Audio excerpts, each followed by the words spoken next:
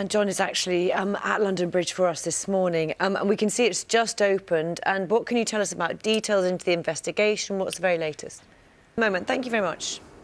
Well, the London Bridge attacks also dominated the latest election debate, which was held on ITV last night. Representatives from 7 political parties answered questions from the audience. Neither Boris Johnson nor Jeremy Corbyn took part. Let's speak to... Almost like watching a computer game. It's just ridiculous. They have, like, planes flying over. Wow. You know, it's crazily busy. And obviously Lewis Hamilton delighted with the result yesterday. Excellent. I had... Go on. You don't... Go on. What? No, I was going to say, I had one of those nights last night. Oh. Do you know when... Right. Go on. I don't know what kind of night. I'm intrigued. Do you know when I thought my alarm went off? OK, so I jumped up, had a shower. No, you didn't. Did the full business, got ready, and then looked at my clock, and it was 1:10. No, you didn't. I haven't done that since I was a teenager. I was convinced my alarm had gone off, so I jumped out, did everything, and then thought, doesn't feel Were you quite dressed? right. Yeah, no, not dressed. I was about to get dressed. Look, oh, what? You didn't take a picture? No, of course I didn't. I got no time. Well, all right. This is perfect. Oh. Every second of sleep really counts. Do you know what I've done? All that a little bit later, but first let's remind you of the morning's main news. And as London Bridge reopens this morning, a service to celebrate the lives of the 2 young victims killed in that attack is due to take place later on today. Oh, our very own Tim Muffet is at London Bridge for that. And on the programme this morning, we're going to be speaking later to the Chief Executive of Fishmongers Hall. Yes. Talking to us about those members of staff who tried to stop the terrorists from going any further and killing any more or injuring any more people, and the extraordinary bravery that they showed. And will also be... And also bravery inside the hall as well, from so many members of staff and quick, public the staff. thing that struck me as well is quick thinking. I mean, in that sort of pressure situation, I know you're sometimes trained to know what to do, but when it actually happens, to have the presence of mind and the quick thinking to go through those procedures and to stop other people from being hurt or, you know, really seriously injured, I think is just truly incredible. So we'll be paying tribute to some of those people this morning as well. The London Bridge attacks also dominated the election debate held on ITV last night. All over the weekend, or for a little bit longer than that, is actually that Lewis Hamilton might want to change teams next year, drive for Ferrari. Gosh. Apparently they're having had about 1 hour's sleep. Yeah, I think I need one of those heated waistcoat things. I'll lend you mine. Thanks. That Stan's given me for Christmas. Yes, and a big furry hat. Mentioned it a lot. I like to throw in every now and again. No, but it's going to be an incredible night. The victims of those who were killed in the attack, Saskia Jones, Jack Merritt as well. And as I said, Jack's father has been talking he's been replying to lots of messages about Jack, hasn't he? And also calling, you know, saying that he's concerned about what might happen. He was asking us, just tell us, at this stage, what kind of lines will the police be pursuing in this investigation, do you think? They will be looking into, you know, how far in advance this might have been planned.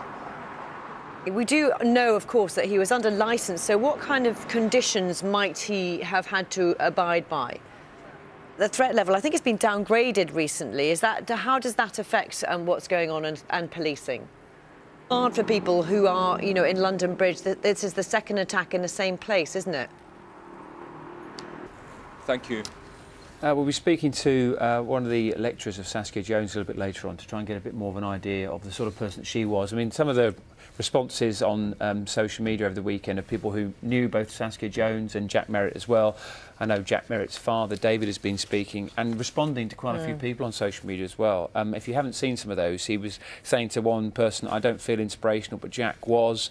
He talked about his son living by his beliefs. He used to hold his dad to a very high standard, apparently, and his dad was saying that he's only learning now what an exceptional young man he was, half of it, now that he's gone. And we were saying earlier, there's funny, kind and generous, to the point of always wanting to see the very best in people. That's how the family of Saskia Jones say they are remembering her this morning after it emerged that she was one of those 2 people killed in Friday's attack on London Bridge. Right now we can speak to Colleen Moore, Jones. Thank you. Thank you. It must be very difficult to talk in those circumstances, but Saskia Jones seems like an amazing young woman. Exceptional student, wasn't she? Saskia, 100%.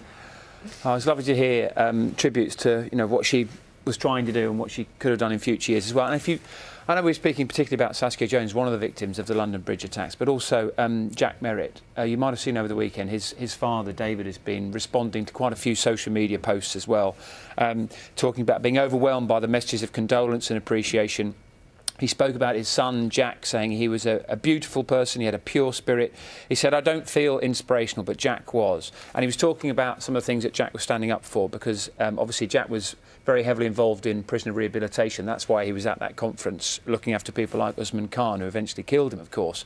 He said, Jack lived by his beliefs. He held me to a high standard. He was an exceptional young man, and I'm only finding out now the half of it. Now he's gone. Some amazingly powerful tributes from members of the family and friends of those who knew both Saskia Jones and Jack Merritt as well. It's time now to get the news, the travel and the weather, wherever you are. And I think, are we going to look outside? No, thank you very much for the moment. Thank you. Well, the London Bridge attacks also dominated the latest election debate, which was held on ITV last night. Representatives from 7 political parties answered questions from the audience. Neither Boris Johnson nor Jeremy Corbyn took part. Let's hear from you and from Amir as well, and to hear some of those people on their way to work this morning. Absolutely, you can see. Thank you very much. You're welcome. Thank you. Hundreds of thousands of commuters faced 27 days of chaos as unions launched the longest strike and some significant disruption. Let's find out what the weather's going to be like. Matt's had some beautiful pictures for us throughout the morning. Oh, he's got another one. Good morning. We're doing well. So when you were giving me the terms and conditions earlier, sorry about I'm sure we'll feature. So as we say, this goes out tonight. Let's also talk about the fact that since the interview, the Newsnight interview, the now kind of infamous interview, he's now stood back, hasn't he, from public duties. How much does that sort of take pressure off the royal family? Yeah. Thank you very much for your time this morning. Thank you. Thank you. If you want to know, Panorama, The Prince and the Epstein Scandal is on at 9 o'clock tonight on BBC One. Very interesting programme, that. 5 to 9. Now, this week sees the announcement of Britain's best-known arts prize, the Turner Prize, and this year it's coming from Margate. That is because the town has seen a huge influx of artists following the opening of a new gallery there. They're helping to bridge the cultural divide between some communities with a rather special after-school club as well. Our arts correspondent David Sillito has been to find out more.